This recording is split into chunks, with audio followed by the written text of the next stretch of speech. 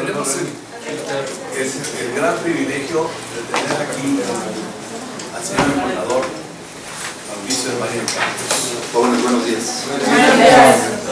Quien ha tenido una espléndida carrera a lo largo de su vida, tanto en el ámbito académico como en el público, en el servicio público, internacionalista. Es maestro de desarrollo económico por la Universidad de Sussex, investigador asociado del Centro de Estudios Económicos de Colmex y presidente del Centro Tepoztlán Víctor Urquidi. En su experiencia diplomática ha ocupado los cargos de embajador de México ante Sudáfrica, embajador para proyectos especiales y asesor de la Secretaría de Naciones Unidas en África y Medio Oriente, representante personal del presidente de la República en el grupo de 16 y director adjunto y director general de la Organización de las Naciones Unidas para el Desarrollo Industrial. Eso fue Viena, ¿verdad? Viena.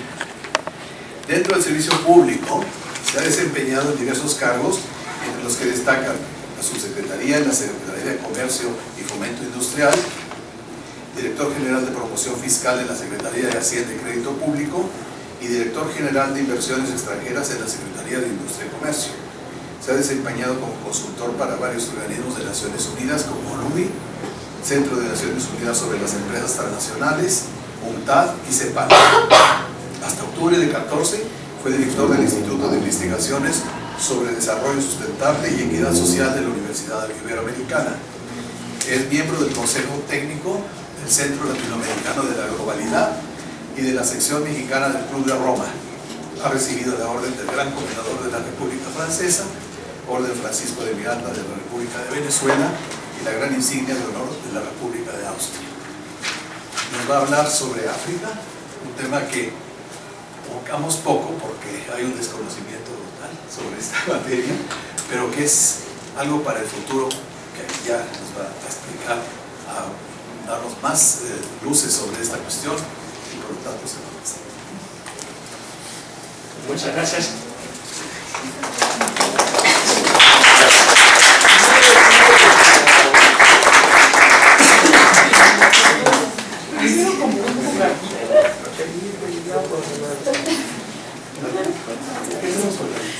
Bueno, pues muy buenos días. Mauricio, bajamos la luz, ¿por qué te parece? Pues sí, quieren un poco, ¿verdad?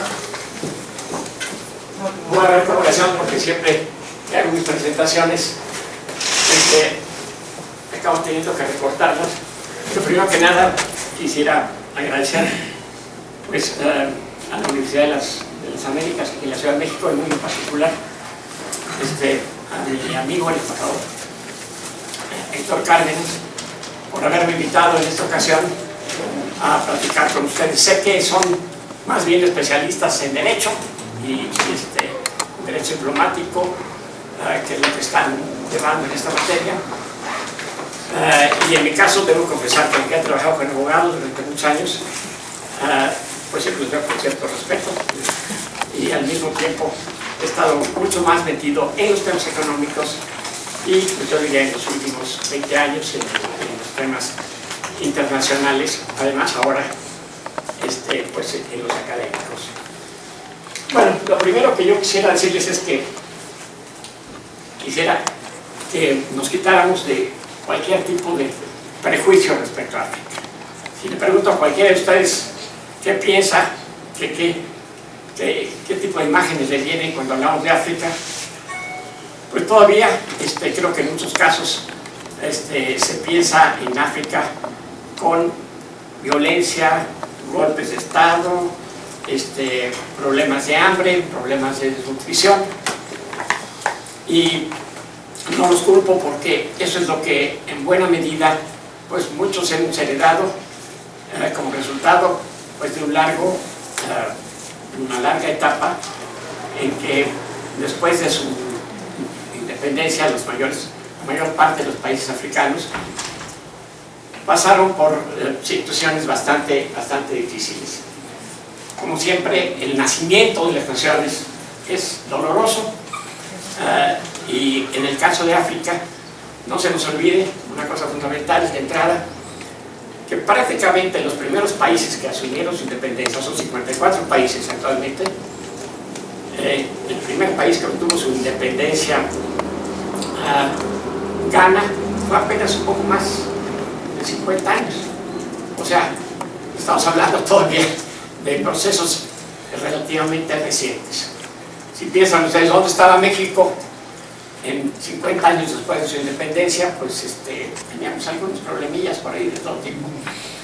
Y no fue sino hasta la llegada de la República Liberal, Juárez, Porfirio Díaz, que se logró, vamos a decir, la paz social.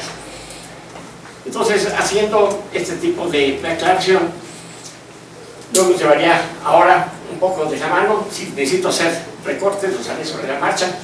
Hay muchas estadísticas después por las que podemos pasar muy rápidamente, pero la siguiente, por favor. Bueno, lo primero que me interesa que captemos muy rápidamente es que África, con casi, ahí le faltó un 2, en la versión final, 1.200 millones de habitantes, es 1.200 millones de habitantes y 54 países, es el segundo continente más poblado del mundo. Segundo, que nos damos cuenta que es un continente que es el más viejo en términos geológicos y humanos. Ellos están muy orgullosos de que los primeros Pithecanthropus erectus, los primeros hombres, de acuerdo con la mayor parte de las investigaciones antropológicas, vinieron de África y precisamente del sur de África fundamentalmente. Siempre habrá discusiones porque descubren algún esqueleto o alguna calavera por ahí en algún otro lado, pero finalmente, sobre todo en Sudáfrica, están muy orgullosos de ese elemento.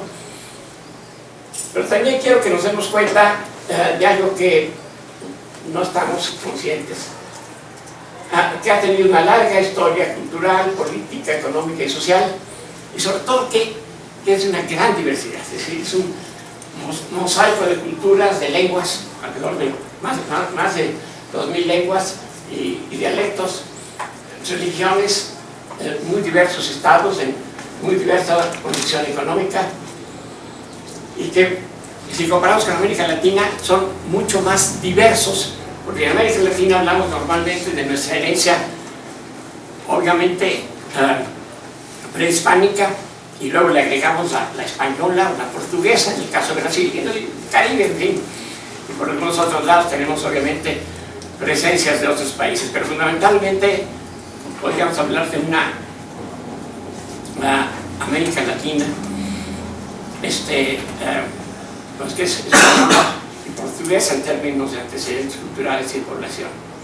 En el caso de África, tenemos realmente una experiencia colonial muy diversa, que ahora voy a mencionar. Por un lado, está marcado por sus propias culturas ancestrales. Ahí saben muy bien aquí el señor embajador, porque fue embajador de Egipto, bueno, la historia, ¿verdad?, de Egipto, ¿verdad?, no solamente desde la época de los faraones, sino que Egipto pasó por invasiones persas, pasó por los griegos, los romanos,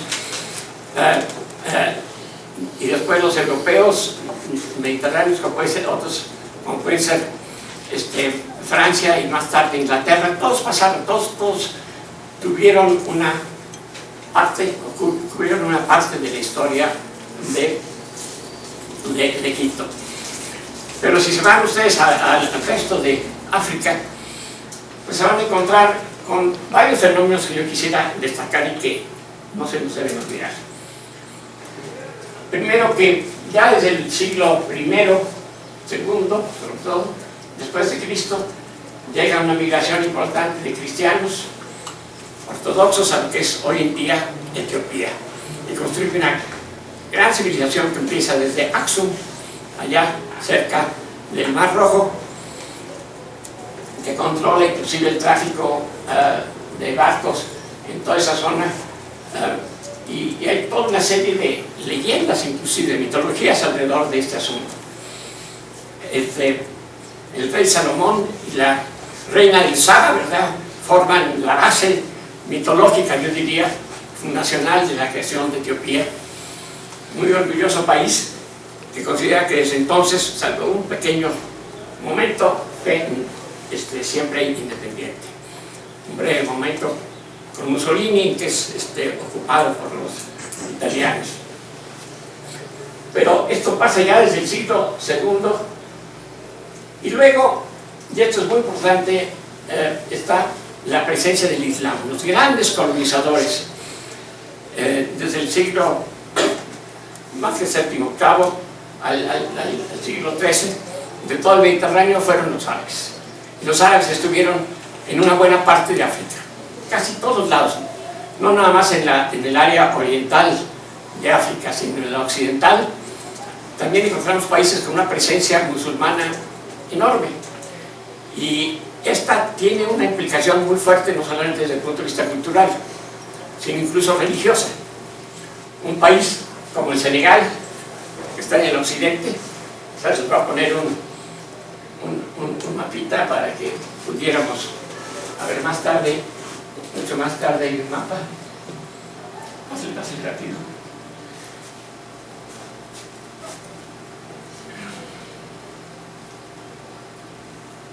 Aquí. Bueno, es decir, porque hablamos de Egipto por acá, pero si consideramos el caso de Senegal, ¿verdad? Que está por acá, Senegal, estando muy lejos aparentemente del mundo árabe, pues dada la presencia que hubo de parte de los árabes en todo el Mediterráneo, que llegaron a España, llegaron a Portugal, a Italia, etc., también llegaron hasta Senegal. Y en Senegal, no sé bien cómo están las cifras hoy en día, pero ciertamente 60 o 2/3 partes de la población es musulmana, ¿verdad?, de religión musulmana, a pesar de que los franceses tomaron una posición muy importante y colonial, donde realmente la capital durante mucho tiempo de la África Occidental francesa, ¿verdad?, francófona, estuvo en Senegal.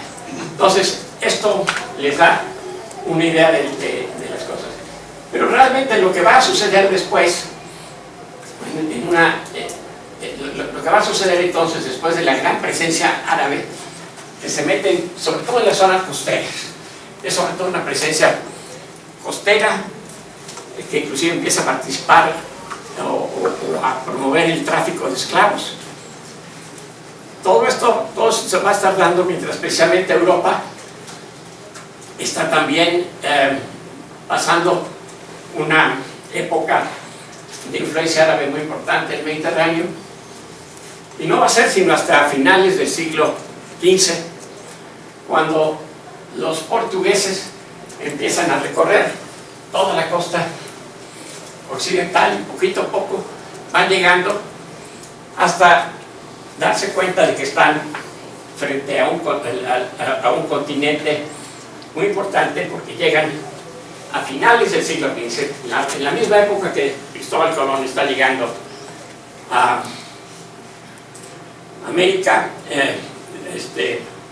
Los portugueses, Vasco da Gama, Bartolomé Díaz, están llegando a lo que es hoy en día el Cabo de Buena Esperanza, es decir, la ciudad del Cabo de Sudáfrica, y llegan a dar la vuelta, y entonces encuentran los portugueses por África la ansiada ruta de las Indias, que también España estaba buscando, pero España, buscando la ruta de las Indias por un lado muy distinto, se topó con América, y por eso tenemos toda esa influencia española en América.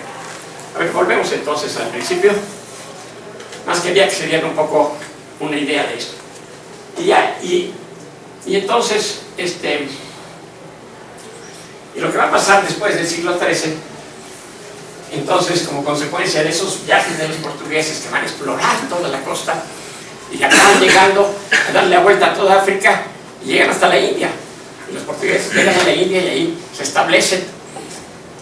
Esa es la ruta para llegar entonces más rápida a la India. No querían pasar por todo el centro de Europa y de Asia con todos los problemas que había siempre para los europeos. Entonces llegan y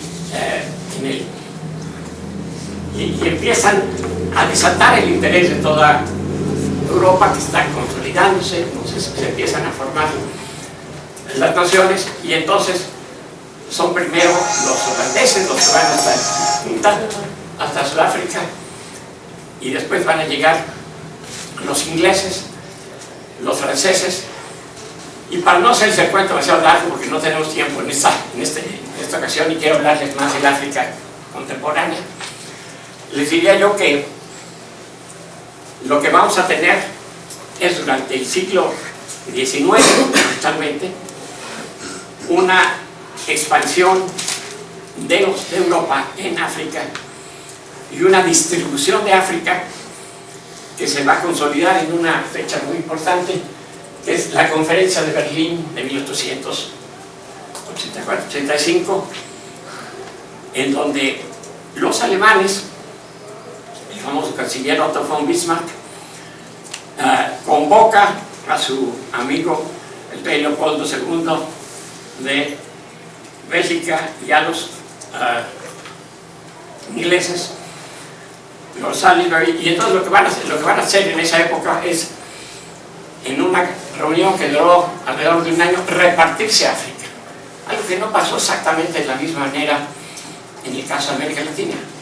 Se reparten África las potencias de la época, y ahí, con todos sus mapas, con todos sus los fundamentos que traían para comprobar que habían estado haciendo exploraciones en una u otra región de África, casi siempre en las zonas costeras, se van a repartir, pues como diría alguien, casi con regla y lápiz, el África.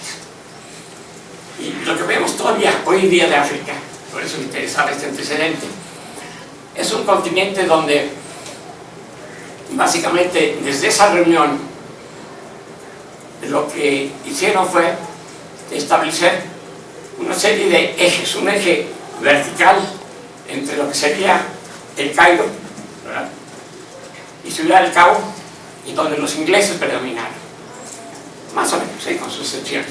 Otro eje más horizontal, donde los franceses predominaron. Portugal, que fue la que comenzó todas las exploraciones, siempre fue más bien, se estableció pequeñas presencias por aquí y por allá, pero más bien fortalezas, pero nunca grandes concentraciones de población. Pero sí se quedó con dos grandes países en el Atlántico y en el Océano Índico, Angola y Mozambique. ¿Y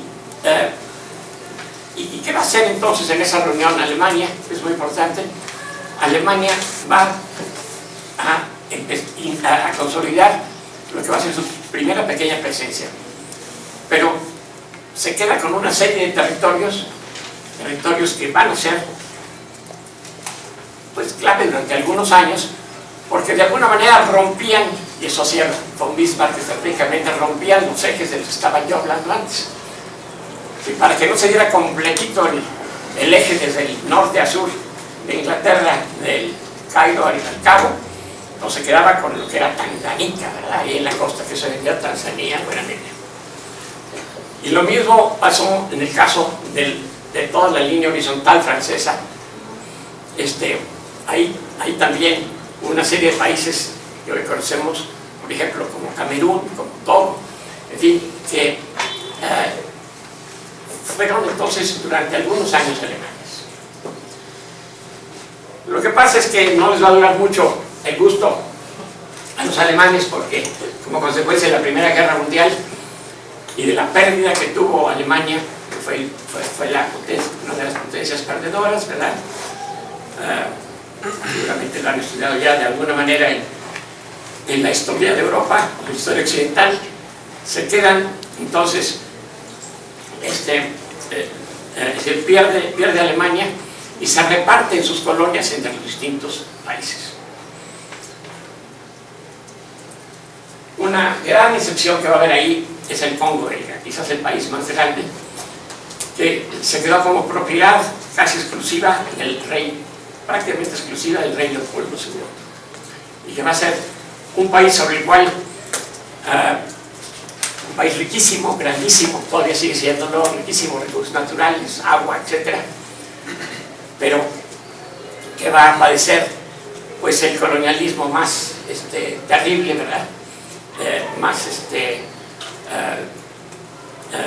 pues avasallante y sobre todo destructor, porque más expoliador, porque van a salir de ahí una gran cantidad de recursos, y se excede tanto el rey Leopoldo II que al rato se lo quitan, se la pasan ya, pasa a ser propiedad de Bélgica, ya no va a ser propiedad privada del rey Leopoldo II.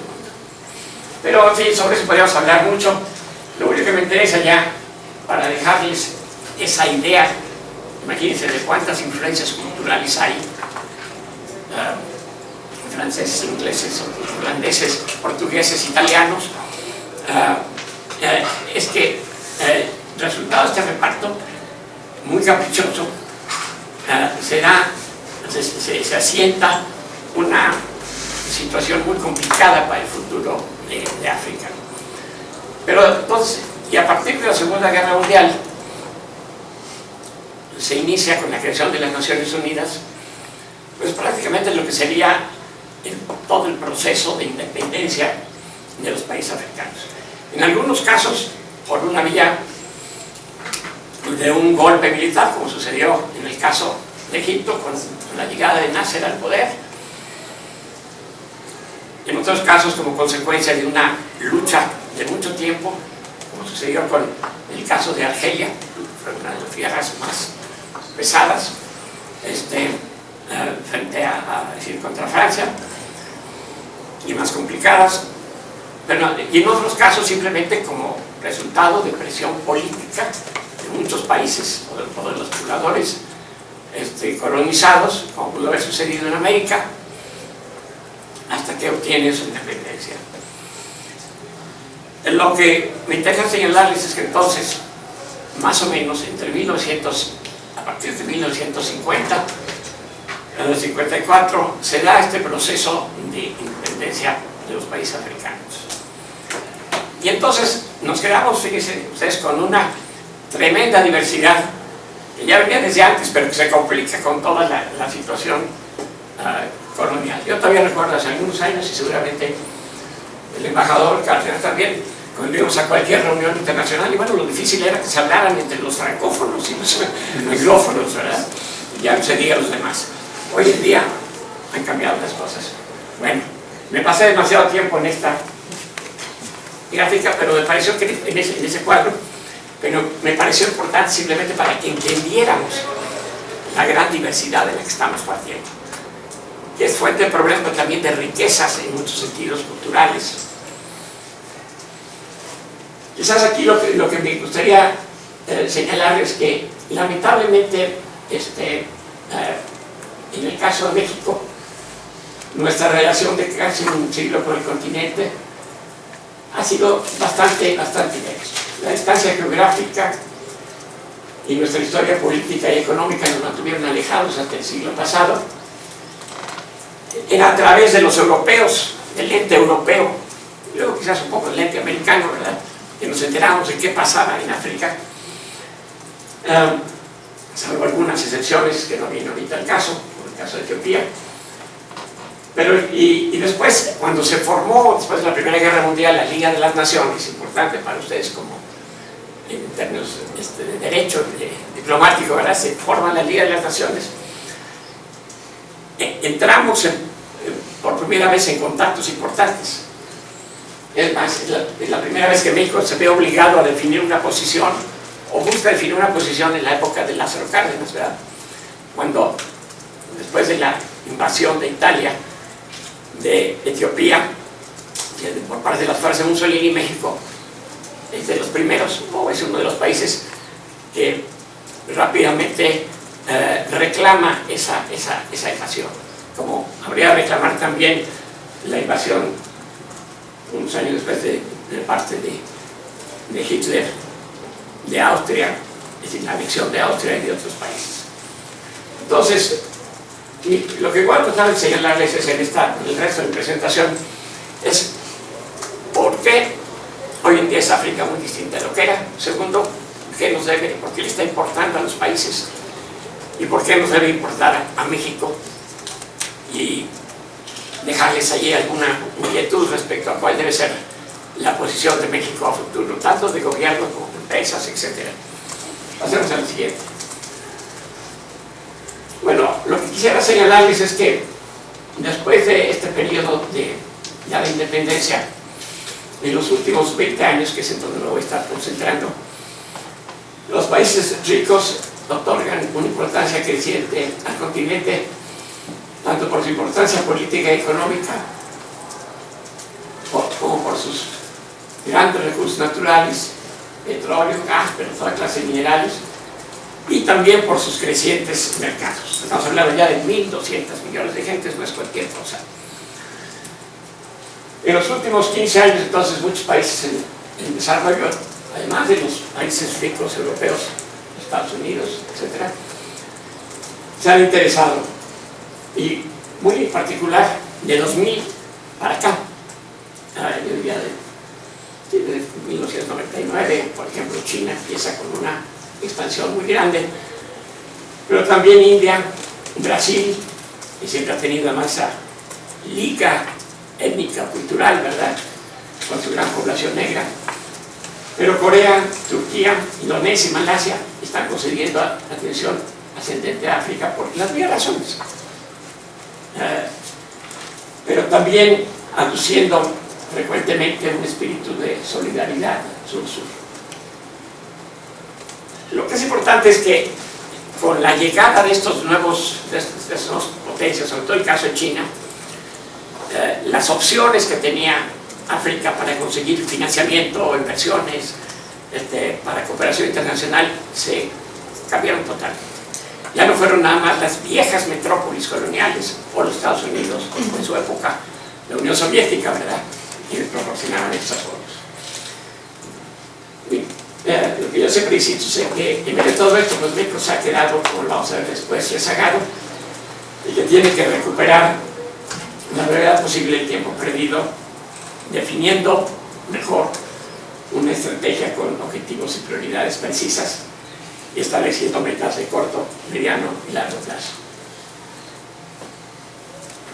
Aquí voy a tocarlo muy brevemente porque si no nos acabamos el tiempo, pero lo que me interesa señalarles es primero que lo que ha cambiado también considerablemente en los últimos años es el panorama político, es decir, la evolución política que había sido llena de toda clase de golpes de Estado, dictaduras, y todo está por ahí, por supuesto, pero que predominaban durante muchos años, ha estado cambiando ese panorama en los últimos 15 años.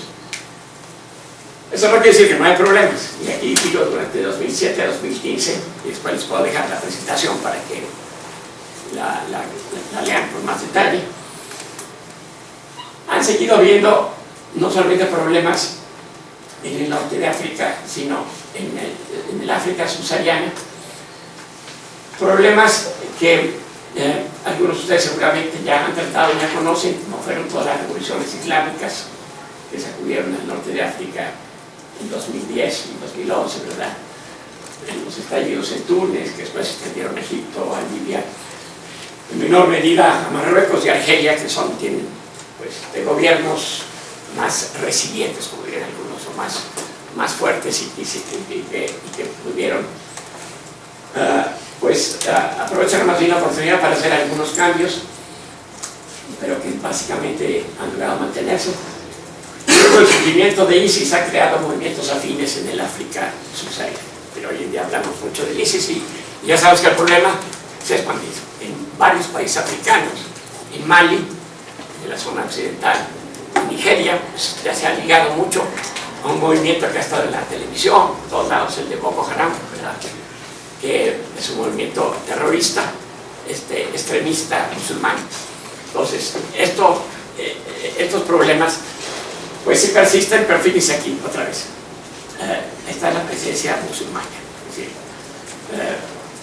más allá de problemas que siguen existiendo en el interior de los países. Ustedes habrán oído, ya afortunadamente ya pasaron los momentos muy difíciles, pero los problemas de Ruanda y Burundi con el genocidio entre Hutus y Tutsis, ¿verdad? Y que se vio, bueno, a la misma división europea que se hizo, y la forma en que se establecieron las fronteras de los países. Y lo mismo podemos hablar de conflictos en otros países, como por ejemplo, está esa película de los diamantes de sangre, a lo mejor algunos de ustedes lo han visto, que tiene que ver con lo que fueron los problemas en Sierra Leona, ¿verdad? En Liberia, donde se utilizó pues mano esclava prácticamente para la explotación de los diamantes, pero para combatir en esas guerras civiles. Pues hoy en día, sin embargo, los problemas que siguen existiendo se derivan de algunas de esas viejas herencias, pero también de la nueva situación que está dando como consecuencia de la expansión de ISIS y la red, ¿verdad?, que se establece a nivel mundial. Siguiente. Bueno, aquí menciono nada más, vamos a pasarlo porque básicamente lo que menciono son algunos de los casos más destacados de adelante. Lo que a mí me interesa ahora señalar muy rápidamente es que, a pesar de que hay problemas, de acuerdo a los informes sobre perspectivas económicas africanas de la OCDE, que son tal vez los más detallados sobre la situación política y económica de África, están también los de Banco Mundial, los de Naciones Unidas, pero los de OCDE son muy buenos. La tendencia política a largo plazo que se inició en el año por el año 2000 sigue siendo positiva y esperanzadora en mediano plazo. Hay un número que salió hace una semana, 10 días, del Economist, que está dedicado a las oportunidades de África, que se los recomiendo. Tiene un largo informe sobre qué está pasando en África y coinciden, o sea que estamos actualizados en ese sentido, coinciden en ver todavía en perspectiva muy bien. Y básicamente lo que a mí me interesa aquí señalarles es que en el presente la gran mayoría de la África subsahariana está gozando de estabilidad, y si bien hay algunos países en donde el proceso de normalización después de las guerras civiles o de los conflictos internos es lento, menciono aquí Madagascar, también está el caso de Somalia, que es una república pues fallida,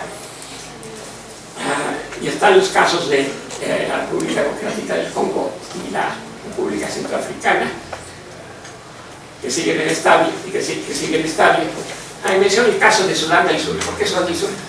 Porque parece mentira, un gran país, uno de los más grandes en territorio, que era Sudán, debido a sus conflictos internos, apenas hace 3 años y medio tuvo un plebiscito, porque había conflictos internos por el agua, por los recursos energéticos, por razones étnicas, y se formó un nuevo país, el más nuevecito que hay en Naciones Unidas, que es Sudán del Sur.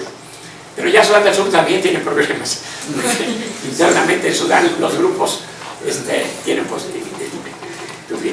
tienen diferencias y contrarios. Pero independientemente de esto, pasemos a la siguiente. Lo que es muy claro es que hay una mejora importante. Hay una mejora importante que se está dando a pesar de todos los problemas que hemos comentado anteriormente, y de que también allá no solamente el terrorismo, sino el narcotráfico, algunas veces hasta con ligas con México, como lo señalan, es decir, hay un tráfico que va sobre todo de la zona del Sahel, que es la zona inmediata a los países árabes del norte de África, y también algunos países obviamente del norte de África participan llevando droga de ahí para los países europeos. Entonces, hay un problema, aunque yo diría para mí el reto mayor que tiene una buena parte de África es el reto social de pobreza, y de que a pesar de la evolución económica positiva que a continuación les voy a comentar, no deja de haber élites pues, corruptas ligadas al poder, públicas, privadas, que pues, siempre han preocupado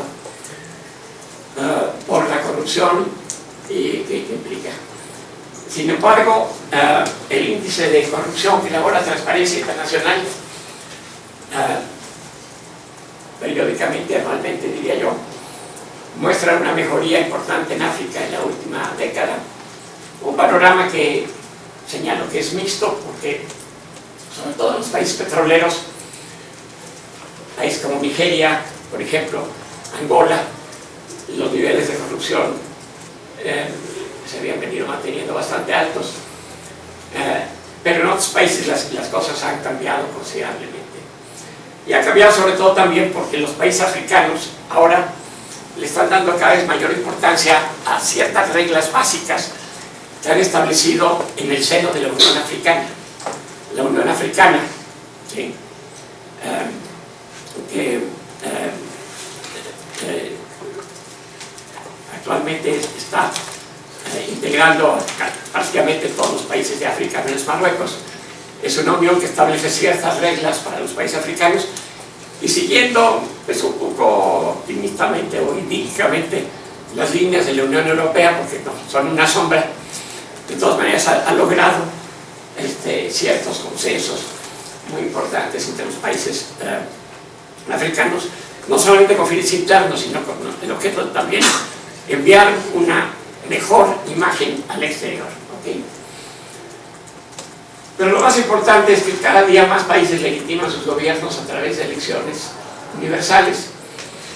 Y aquí doy algunos datos de 2007, 2008, hasta 2014, ¿verdad? Lo que está muy claro es que no solamente ya las elecciones democráticas, con todos sus asegúnes, están prevaleciendo, sino que incluso en algunos de los países africanos tenemos pues, niveles, como es el caso de Sudáfrica, después de que se dio la transición a la democracia en 1994, pues la gente no votaba, ¿verdad? Los negros no votaban en Sudáfrica hasta 1994, cuando ganó la elección Mandela, que sí habrán oído hablar un poquito, y cuando llegó al poder, en la nueva constitución pues ya se estableció la posibilidad de que votaran todos y siguen votando en grandes cantidades, y esto está pasando en algunos países, están votando más que lo que están votando en algunos países europeos, en los Estados Unidos, o sea la gente muchas veces ha descubierto las posibilidades del voto. No quiere decir que lo ejerzan siempre en la mejor forma posible, pero se está dando ese proceso. Y por ejemplo, las recientes elecciones, bueno, las de 2014 en Sudáfrica, un ejemplo de democracia tras 20 años del fin del apartheid. Siguiente. Bueno, habiendo hablado de la situación política, espero que tengan aunque sea así a vuelo de pájaro, una visión un poquito más clara de que ya no es la misma África de antes.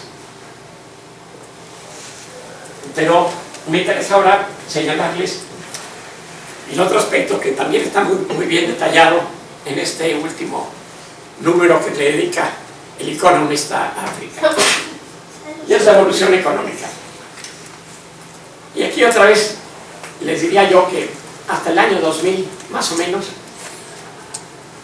África era, pues, visto como el continente no solamente rezagado en términos de sus niveles de vida, sino como un continente en que no había orden económico, las cosas no estaban funcionando y las instituciones no aseguraban, es decir, no creaban un marco propicio,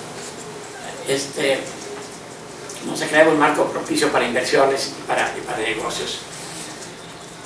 Pues en los últimos, hay que decir, 15 años, África ha superado las expectativas regionales e internacionales en términos de crecimiento económico, aún en medio de la crisis global 2008-2009. Y digo, la tendencia viene desde 1999, Y aquí a continuación van a ver una cantidad de cuadros que, bueno, los invitaría a que los leyeran después porque son muy detallados, pero muestran que sí hubo un crecimiento muy importante de África, sobre todo en un grupo de unos 14, 15 países de 2000 y 2008. Cuando viene la gran crisis en 2008, todo el mundo dijo, bueno, ya se va a acabar esta época de oro que está teniendo África, porque fue una época en que creció la demanda de materias primas y pues hubo países que, como veremos, crecieron a tasas del 8, 10, a veces hasta el 20%, por países petroleros sobre todo. Pero de todas maneras, lo que a mí me interesa señalar aquí es que 28 de los 54 países africanos crecieron un 4% anual o más, y un grupo selecto de países petroleros a más del 7%, llegando algunos como Angola y Guinea Ecuatorial a tasas del 20% anual. Nigeria es el otro gran país, es el país petrolero más importante de África, sigue creciendo, pero se empieza a diversificar hacia los servicios, cosa que muy poca gente sabe. Tiene la mayor industria cinematográfica de África, produce al año pues, más de 1000 películas que se venden, es decir, que se exhiben en los países africanos, así como la India, que es el Bollywood, ¿verdad? Es la gran potencia fílmica de Asia, que compite con Hollywood. Entonces se habla de Bollywood, ¿verdad? En el caso de la India, pues también tiene una expansión similar en el caso de Nigeria. Lo importante es que países que durante largo tiempo estuvieron estancados o con bajo crecimiento están creciendo ahora. Etiopía, mucho tiempo considerado el país más pobre, ha estado creciendo al 9% anual. Tanzania, Ghana, Kenia, Uganda, Ruanda, que pasó todo el gran genocidio, es un país muy chiquito, es el país más densamente poblado probablemente de África, junto con algunas islas, pero Ruanda ya está creciendo, Mozambique, Zambia, y Argelia y Marruecos han mantenido sus tasas. Sudáfrica, como depende mucho de la situación de las materias primas, es la que lleva en los últimos años, desde 2008, con problemas de crecimiento, pero pues se espera que pueda recuperarse en el mediano plazo, según el mismo economista. Vamos al siguiente. Aquí, ¿por qué, sin embargo, África ha podido capear con la situación complicada derivada de la crisis mundial de 2008, mejor que Europa, por ejemplo, en términos de crecimiento? Bueno, en buena medida porque continuó, y continúa, aunque disminuida, la gran demanda de materias primas de China, de la India y de otros países. Entonces, pero también por otro motivo muy importante, porque han empezado a construir instituciones y tienen una mejor administración macroeconómica, mejor formulación de sus planes nacionales y han empezado a diversificar sus economías. Ya mencionaba yo el caso de Nigeria, pero también hay muchos de los países africanos que hoy en día ya entraron de forma muy importante a la economía digital y están vendiendo servicios a Europa, por ejemplo, en el caso de Tunisia, de Túnez, que es un país que siempre ha estado muy ligado a Europa, desarrollando software, pero sobre todo el sector de las comunicaciones ha sido muy importante. Y el turismo, las finanzas, el comercio, nuevos productos agropecuarios, en fin, la energía, las telecomunicaciones han dinamizado las economías africanas. La siguiente.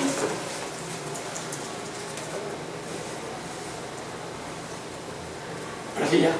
Siguiente. Bueno. Esto, a ver. ¿Sí? ¿No pasa? Bueno. Esta nos hace una grafiquita.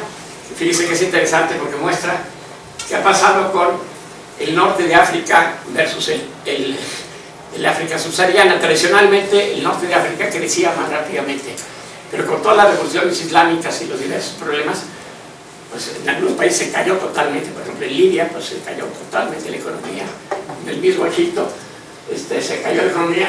Y entonces esta gráfica negra muestra cómo ha evolucionado el crecimiento. Es la línea negra en el caso de la norte de África. La punteada es como ha ido en el África subsahariana, y la verde es el promedio, ¿verdad?, de las dos regiones. Pero entonces ha habido un cambio importante. Adelante. Bueno, esto nada más los apartallo con todos los datos, no pretendo que los lean, pero yo sí les diría que aquí lo que se puede ver es decir, aquí en estos cuadros lo que se compara es la tasa de crecimiento del Producto Interno Bruto en las diferentes regiones. Ustedes pueden ver que la región del este de África, esto es muy interesante, ha sido una de las que más ha crecido en los últimos años. Y que hay países, ¿verdad?, como puede ser, ya les mencionaba yo el caso de Etiopía, pero también está Kenia, también está Tanzania, que han estado creciendo a tasas muy, muy elevadas durante todos estos años. Si se van a África Occidental, la situación no ha sido tan buena, con excepción de los países petroleros como Nigeria, que sí creció muchísimo, pero que ahorita está en problemas, igual que México, igual que otros por la caída de los precios del petróleo.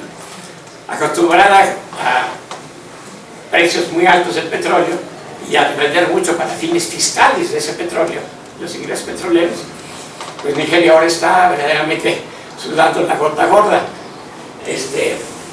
Lo mismo de lo que le está pasando a otros países que son de gran dependencia petrolera, pero por lo menos hasta 2013, 2012, 2013 estuvieron creciendo muy rápidamente. El siguiente, no es más que la continuación. Lo mismo pueden ver en el caso del sur.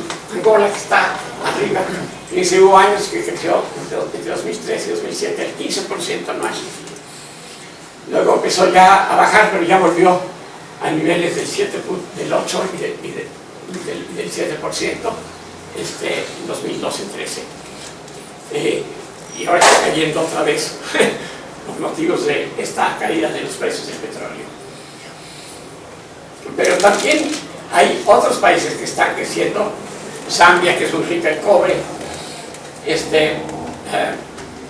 y África del Sur, que pues no ayuda, que es el país que tiene el ingreso per cápita más alto dentro del continente. Hay algunas islas que tienen como lo que yo llamo mi isla, soy Mauricio, entonces hay la isla Mauricio, que está ahí. Se pusieron por ti, ¿verdad? Está ahí al lado de Madagascar. Madagascar, si se acuerdan dónde está por la película, ¿no? De los lemures. Bueno, pues allá, que por cierto es una isla que es de un tamaño mayor que Gran Bretaña, ojo, mayor que Gran Bretaña. Las posibilidades que tiene de desarrollo son muy grandes, aunque actualmente sigue una pobreza muy fuerte. En fin, pasemos a las siguientes. Aquí simplemente que vean el norte de África. De todas las regiones, como ya les decía yo antes, es la que ha crecido menos en promedio en los últimos años. Y en algunos países, pues como fue el caso de Libia, miren, nada más en 2011 cayó la economía 41.8%. En fin, adelante. Bueno, aquí lo que quisiera yo nada más destacarles, me avisas, Héctor, cuando ya. Sí, nos podemos vayamos hacia el fin, porque sí me extendí un poquito al principio. No, está muy bien. Dejamos un rato para preguntas. Por supuesto. Aquí lo que me interesa señalar que, obviamente, algo que ha sido clave es quiénes producen qué. Para entender lo que ha pasado en el caso de los países africanos.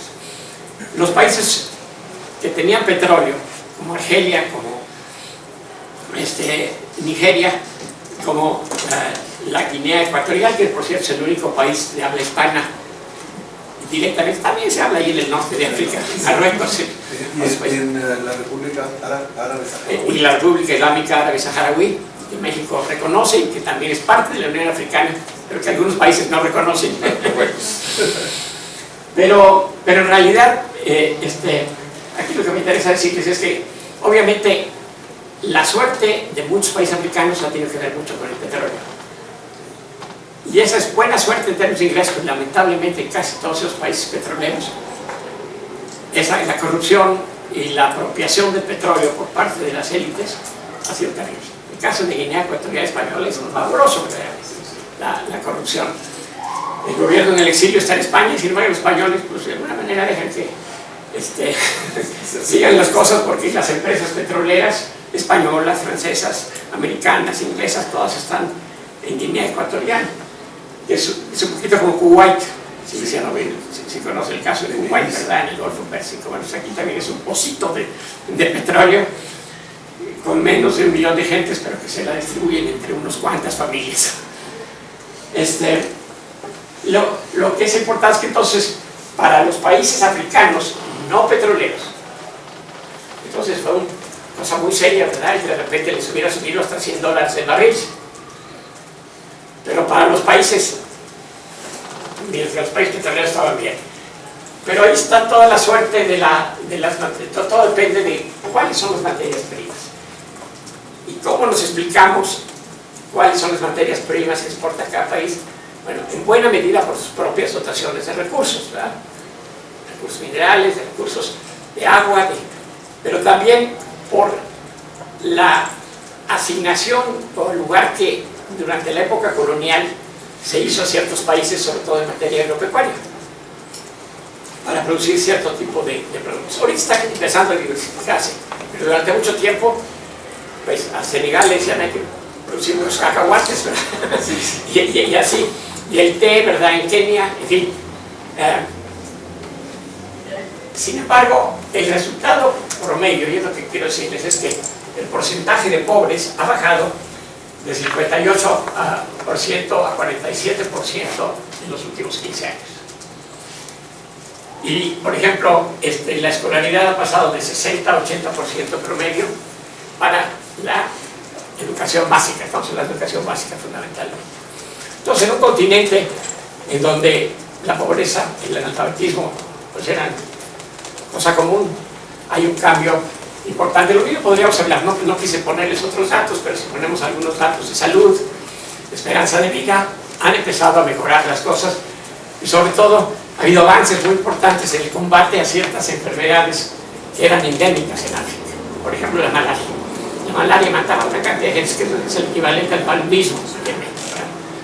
En la medida que hay situaciones sanitarias mejores, menos charcos y que hay mejores programas de salud, ha bajado bastante la malaria. En fin, La lepra. ¿Perdón? La lepra.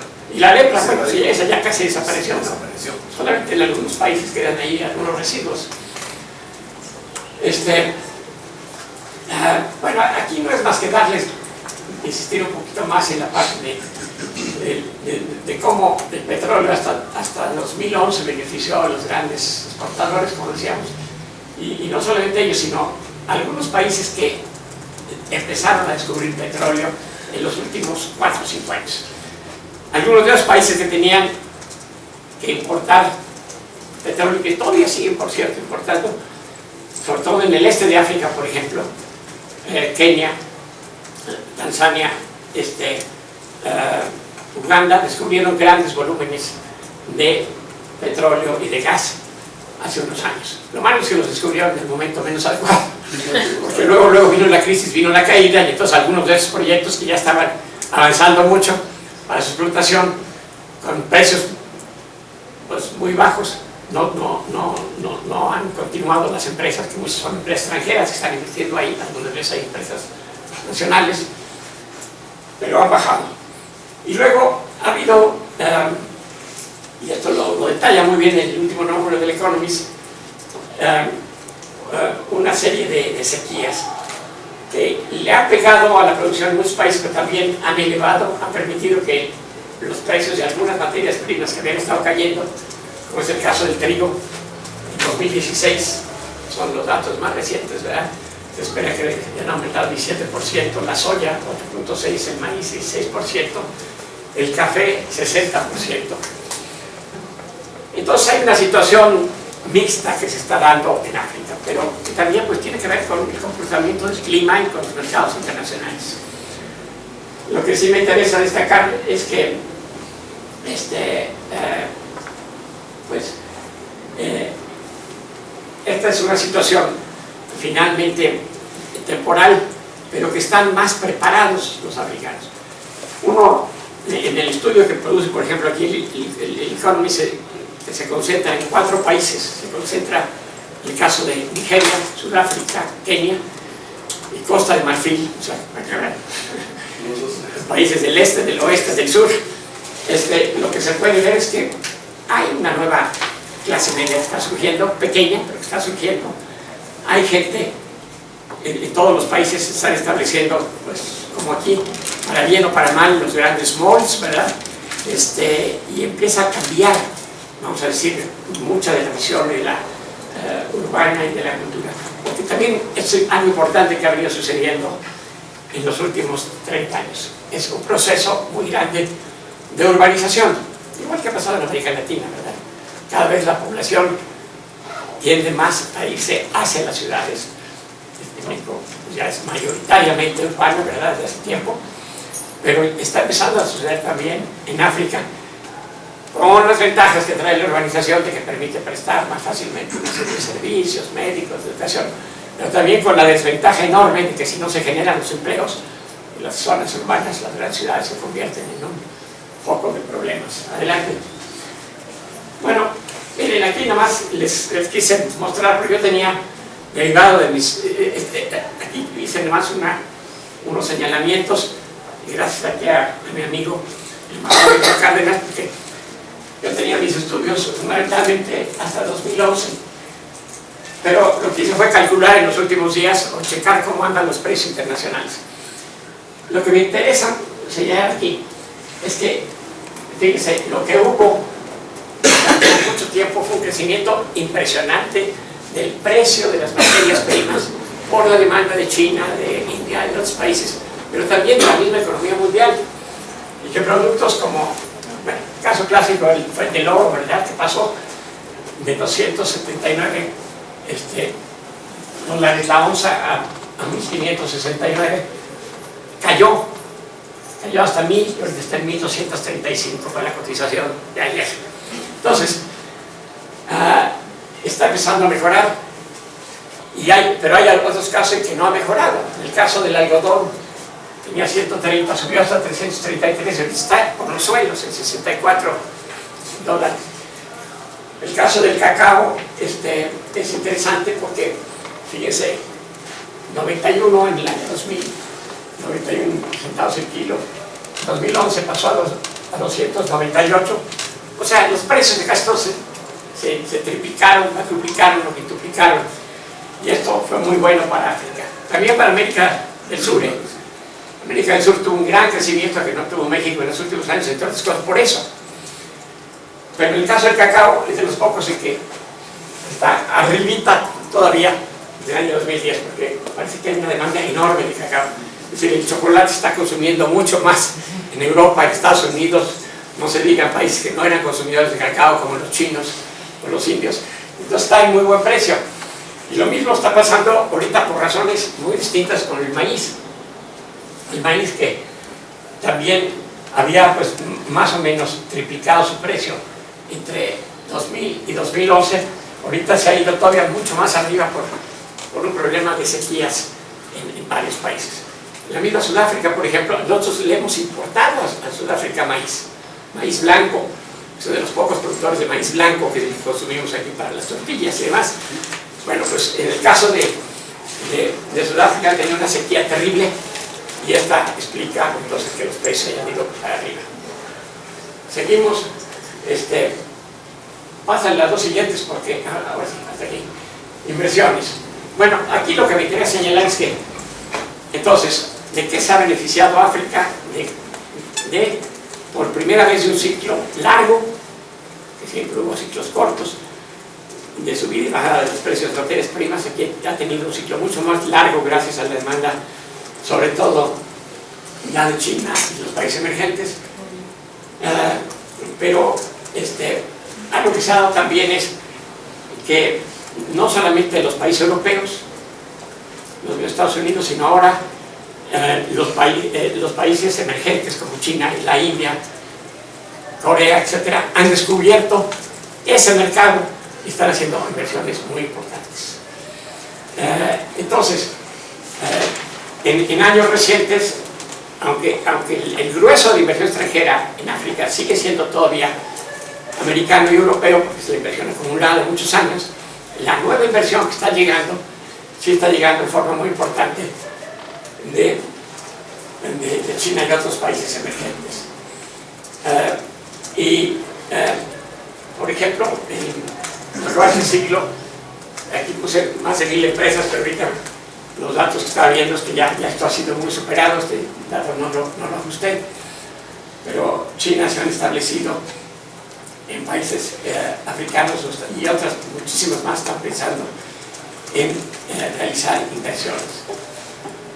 Lamentablemente, los brasileños, por ejemplo, han hecho muchas inversiones, los turcos en años recientes, los australianos, pero México como que no hemos descubierto. Y les confieso que yo mismo como embajador en Sudáfrica, aunque insistí mucho, hicimos misiones comerciales y todo lo demás, pues está muy lejos África para los países latinoamericanos, pero para México en particular. Y teniendo el mercado americano al lado, ¿verdad? Y Centroamérica, pues América del Sur, hemos preferido quedarnos por aquí. Pero si el crecimiento va a estar por allá, pues tenemos que empezar a ver las cosas con otros ojos. Adelante. Aquí menciono que México no ha estado presente en el auge, aunque algunas empresas aisladas han iniciado inversiones importantes. Por ejemplo, estuvo el caso de Cemex en Egipto, autopartes, algunos grupos mexicanos en Sudáfrica, algunas empresas farmacéuticas, y luego algunas de las empresas que ahora ya no son tan nuestras, porque son muchas ya, empresas que han sido compradas por grandes grupos extranjeros, como serían las cerveceras, o las productoras de tequila, pues han aumentado bastante. Me encontré la semana pasada con un dato interesante de que Bimbo está anunciando planes de expansión en África. Ya no solamente se ha expandido en China, en España, ¿verdad? Y en varios países europeos, en Estados Unidos. Ha comprado muchas empresas en Estados Unidos, Bimbo. Ahora ya van rumbo a África también, porque se dan cuenta que hay un mercado muy interesante para el futuro. Y también hay empresas africanas que empiezan a realizar inversiones en México, empresas mineras sudafricanas, farmacéuticas y de telecomunicaciones. Pero realmente, si ustedes comparan lo que ha pasado con el caso brasileño, no. El caso mexicano es totalmente válido. Incluso los chilenos, los argentinos han hecho más en términos de inversiones en África que México. Adelante.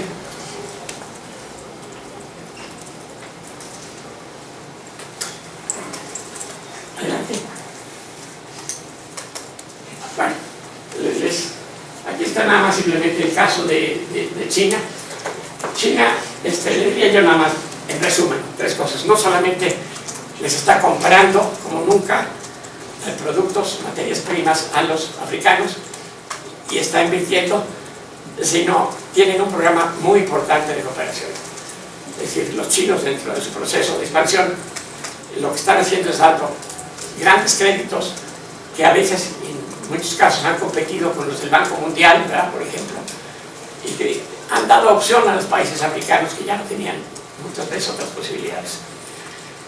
Y los chinos llegan fuerte, porque más como tienen un exceso de población, lo que han hecho es dar financiamientos para grandes proyectos de infraestructura, construcción de carreteras, hospitales, escuelas, edificios habitacionales, pero frecuentemente se traen a los chinos también para hacer las obras en África. Y esto es, claro, ha sido motivo de reclamos en muchos casos, ¿verdad? Pero pues es muy difícil cuando también a veces lo que hacen es que casi en cada país africano, que me tocó visitarlos, en muchos casos, como embajador me encontré con, hay un aeropuerto aquí en la Secretaría de Relaciones Exteriores de Maputo, en Mozambique, un estadio de fútbol en Etiopía, un centro de las artes, que han sido regalos del pueblo de China a los africanos, obviamente llevando su propia mano de obra para hacer estos proyectos. Pero esto les ha dado una posición a los chinos ahora que ha cambiado totalmente pues, el panorama de un continente que estaba acostumbrado más bien a los europeos, ¿verdad? Adelante. Y a los americanos también, por supuesto. Y en un momento dado, bueno, aquí nada más le estoy poniendo este mapita que dice Chinese Investments Offers in Africa since 2010. O sea, vean nada más el tipo de proyectos, vamos a decir, que se han presentado. Y cada año se reúnen los chinos al más alto nivel, también con los jefes de gobierno de los países africanos, una gran reunión, y ahí se establecen los programas de cooperación para el año, pero no significa esto que todos estos proyectos se hayan dado. Y aquí están vamos a decir, una clasificación que me permite ver exactamente en qué tipo de productos. Aquí hay diferentes simbolitos que muestran si son inversiones en materia minera, si son inversiones en materia industrial, en materia agropecuaria, etc. Ven también lo que les decía yo hace un momento, que ha habido un incremento muy fuerte de la importancia del este de África, ¿no? Que siempre los chinos, quizás porque están en el Pacífico, le dieron mucha importancia. Desde la época de la Guerra Fría, pues construyeron el ferrocarril, ¿te acuerdas de Tanzania? Ahora han ayudado, por ejemplo, a que Etiopía acaba de poner un nuevo ferrocarril rápido, no llega al mar Etiopía. Entonces, hay un nuevo ferrocarril que va a llevar con apoyo chino, que se está inaugurando y que llega a Djibouti, que está en la Somalia francesa, que es un puerto muy importante, ¿no? Además la flota americana, la flota francesa. Pero eso les da una idea del tipo de expansiones. Claro, el oeste también tiene mucha importancia, ¿eh? No deja de tener importancia. Y hay países que están obteniendo pues, muy buenas inversiones chinas. La siguiente. Bueno, aquí lo único que quiero señalar es que no se ven los cambios tan fuertes, porque esto es en los activos totales, pero lo que sí se puede ver es que se ha incrementado la participación precisamente de Asia. Esta es la gris, ¿verdad? Dentro del total de flujos de inversión extranjera al África. Por lo menos hasta 2008, yo estoy seguro que sí. Aquí no tengo el dato más reciente, pero si lo tuviéramos a 2015, veríamos todavía un crecimiento mayor. Adelante. Bueno, ya estamos terminando. Y lo que me interesa es que nos demos cuenta del tamaño de los retos, ¿sí? Se estima que en un futuro inmediato África va a seguir avanzando en términos de democracia y gobernabilidad y que seguirá creciendo a una tasa más acelerada, dada la diversificación creciente y una recuperación de precios internacionales de sus materias primas en el mediano plazo. Tocan madera, ¿verdad? Nosotros también, ¿eh? Nos convendría también a México que el precio del petróleo volviera a aumentar. Se espera que entre 2015 y el 2050, dice el Economist, la población de África crezca de 1.200 a 2.500 millones de habitantes. Hoy representa 14.5% de la población mundial. Para 2050 debería representar más del 20%. O sea, más de una quinta parte de la población mundial va a estar en África. Entonces, digo, hoy en los próximos años los países africanos son objeto de inversiones crecientes y México no puede quedarse atrás. Siguiente. La importancia no solamente económica futuro, sino también como aliada política en los foros multilaterales en el nuevo entorno cultural internacional que está surgiendo. África, con 54 países, es importante, representa más de una cuarta parte de los votos en la Asamblea General de la ONU. Y tiene una voz creciente, dada su importancia económica en muchos foros internacionales. Ya, el Banco Mundial antes nadie les hacía mucho caso, ahora empiezan a tener más importancia. Aquí hay un problema. Sometemos en México al requisito de visa a los países africanos, por lo que requerimos una mayor red consular que la actual.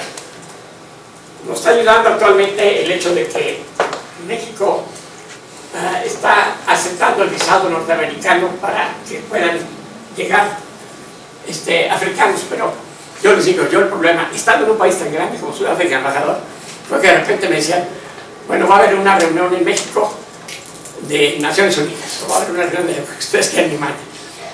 Y se requiere que le den visa. Entonces no había embajada en Nigeria, tantos nigerianos, a 50 nigerianos, claro. Y le estábamos pidiendo que vinieran a México o que fueran a un país en el camino, ¿verdad? En Europa o fueran a Marruecos, cosa que no les podemos pedir a la gente. Yo tuve que mandar a un cónsul a Nigeria, precisamente con sus sellitos y todo su aparato, para ir a recibir las solicitudes de visas. Este es un problema que es importante, sobre todo si México quiere seguir jugando pues un papel importante. Tenemos que encontrar pues nuevas formas y entre otras pues revisar un poco toda nuestra presencia en África, dando facilidades especiales para viajeros frecuentes, confiables, funcionarios públicos, estudiantes, turistas, académicos, empresarios, artistas, deportistas. Todavía recuerdo, para competencias deportivas, ¿verdad? De repente pues, hay que darle visas a todos los países del sur. Bueno, era más fácil, estando yo en Sudáfrica, fíjense, yo en Sudáfrica tenía, en la práctica, es decir, estaba acreditado ante 6 países, y en la práctica me tocaba atender a 10. Entonces, en esos 10 países había 6 embajadas brasileñas, pero nada más teníamos una embajada mexicana. Entonces, y por más que tenga uno cónsules honorarios o algún tipo de apoyo, es muy difícil, ¿no? A ver, adelante. Entonces, aquí nada más decirles, África ha sido el continente olvidado por la política exterior mexicana, hay un artículo al respecto. Salvo etapas como la de López Mateos, que fue cuando empezaron a integrizarse a los países, la de Echeverría.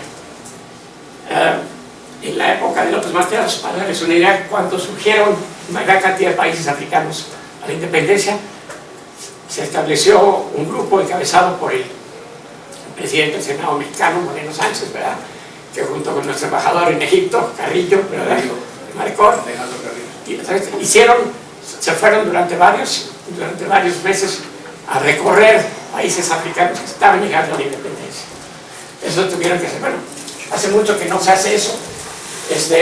Hoy en día ya son con condiciones muy diferentes, pero lo que sí es importante es que establezcamos una política de mediano y largo plazo, no solamente en términos políticos, sino económicos y de cooperación, tanto en el ámbito bilateral como multilateral. Hemos tenido algunos proyectos, aquí, este dato está mal, digo, México tiene solo 7 embajadas en África, ¿no? Ya tiene actualmente 2 más, pero las embajadas que tenemos pues no son suficientes para cubrir los 54 países de forma adecuada. Recientemente, cuando estaba yo allá en Sudáfrica, éramos 5 embajadores nada más para toda África, y eso incluyendo los países del norte de África. Después, afortunadamente, se volvió a establecer la embajada que había en Nigeria, se volvió a establecer la embajada de Etiopía, y acabamos de abrir una embajada conjunta con Colombia, Chile, y en el caso de Ghana, que es un país pues, importante también. Pero, por ejemplo, el caso de Angola, que es un país muy rico petroleramente, muy turista, más 2 veces que anunciamos que vamos a poner la embajada y yo que siempre, ¿no? Por presiones financieras. ¿Sabes cuánto querían para la renta de la embajada? Sí, lo sé. Para adelantado. Sí. Lograron hasta $100,000 mensuales. Claro. Después del gobierno mexicano liberar eso. No, eso es un problema. Angola es posiblemente la ciudad, Luanda, la capital, es la ciudad más cara que hay en el mundo que hay. Lo importante sí es que tomamos en cuenta una cosa, que frente a nuestro número limitado de embajadas actuales, pues no se diga digo, China, que está aquí en todos lados, prácticamente en todos los países, la India, en 30 países, pero aún Brasil tiene 36 embajadas y Cuba tenía hasta hace poco 30, no sé si las sigue manteniendo, muy chiquitas, pero las tiene con todos sus programas de médicos.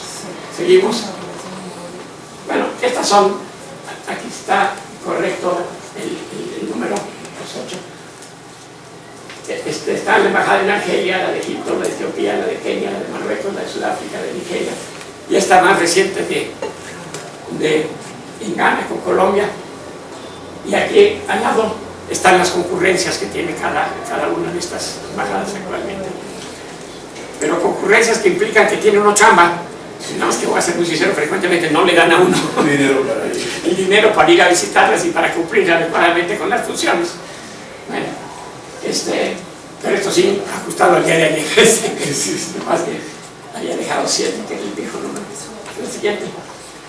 Bueno, termino diciendo, el momento actual es todavía difícil dada la crisis internacional de las materias primas, pero África se ha recuperado ya en cierta medida. Gracias sobre todo a este papel ahora de China y la India, que también tienen una presencia muy fuerte económica ahora. Aún está siendo afectada, pero está siendo descubierta no solamente por los motivos tradicionales, sino inclusive, ojo, algunos países, sobre todo asiáticos, con poco espacio, como por ejemplo Corea, han estado comprando tierras, van y rentan o compran tierras, o rentan tierras a 100 años o compran para producción agropecuaria. Tercero, México fue severamente afectado en 2009 por la crisis, pero se ha recuperado. El futuro deberá proveer la inversión, el empleo y las exportaciones. Y como vemos, hay oportunidades de cooperación y de negocios. Hay una creciente población joven y un mercado que se calcula entre 350 y 400 millones de habitantes de los 1200, ¿sí? O sea, menos de una tercera parte, pero que ya los podemos considerar como población objetivo, vamos a decir, para fines económicos. Siguiente. Entonces, esto ya es realmente repetir un poquito las cosas. Yo lo único que diría no solamente la posibilidad de que tal como están haciendo muchos otros países emergentes, tengamos una mayor presencia en África, sino que también a nivel multilateral hay posibilidades. Por ejemplo, Sudáfrica y de alguna manera la Unión Sudafricana están presentes en las cumbres del G20, donde México participa. Y claro, quizás no solos, pero coordinándonos, por ejemplo, ahora con la Alianza del Pacífico, que lo estamos buscando, o eventualmente con otros grupos, hasta con el mismo Brasil, nos lo planteamos en una reunión reciente, pues podríamos hacer algo más en África. Y ahora sí, creo que es la última. Bueno, México pues tiene esta oportunidad histórica. Yo he estado haciendo el planteamiento de que deberíamos de contar al menos 12 embajadas frente a las 8 actuales, porque sobre todo, no solamente hay países como Angola, sino que, por ejemplo, países como Costa de Marfil. Los estudios de Costa de Marfil, que hace 5 años mostraban grandes problemas políticos, está mostrando que ahorita Costa de Marfil va muy bien, ¿no? Ellos hace mucho tiempo, tanto Angola como Costa de Marfil han tenido en México una embajada, están representados desde hace tiempo. Entonces, por reciprocidad, pero también por oportunidades de negocios, pues sería importante que pensáramos en esto. Bueno, lo único que digo es que lamentablemente todo esto, muchos de los planes se han reducido, como decía el embajador Gárdenas, por razones presupuestales, no solamente la apertura de algunas embajadas, porque en algunas zonas no hay presencia. Por ejemplo, no tenemos una presencia en el África francófona subsahariana hoy en día. Entonces, o es Costa de Marfil, o Senegal, o no sé, pero algo tenemos que pensar en toda esa región. Y la otra cuestión que ha sido, pues, problemática es también hemos dicho, desde que yo me fui de embajador de Sudáfrica, dijeron que íbamos a tener una oficina de promoción de negocios. Me mandaron un agregado del Banco de Comercio Exterior que duró conmigo 7 meses, porque cuando estaba en su luna de miel, se acababa de casar y se iba a llevar a su esposa a vivir a Sudáfrica, le avisaron que se cerraba Su oficina. la oficina, que todavía ni siquiera habían llegado sus computadoras, estaban prestando computadoras todavía en la embajada. Esas son las realidades también, hay que entender de cómo funcionan los países. En fin, creo que lo que sí sería importante, ya en términos finales, es que en esta era en que no solamente son los gobiernos, son principalmente los gobiernos, pero también la academia, las empresas, las organizaciones de la sociedad civil, las que pueden jugar un papel, y juegan de hecho, hay mucha relación hoy en día con las redes sociales, pues sí sería fundamental que México pues estableciera una estrategia clara, y que viéramos hasta dónde podemos llegar. No somos Brasil, que está al ladito de África, no somos mucho menos China o la India, pero podríamos encontrar un término medio, pero sobre todo con prioridades claras. Si vamos a poner vagas, ¿para qué las vamos a poner? Y claro, tienen que justificarse de alguna manera presupuestalmente hacia el futuro. Bueno, pues este es el África Nueva y estas son las oportunidades para México. Espero haberles despertado su interés. Gracias.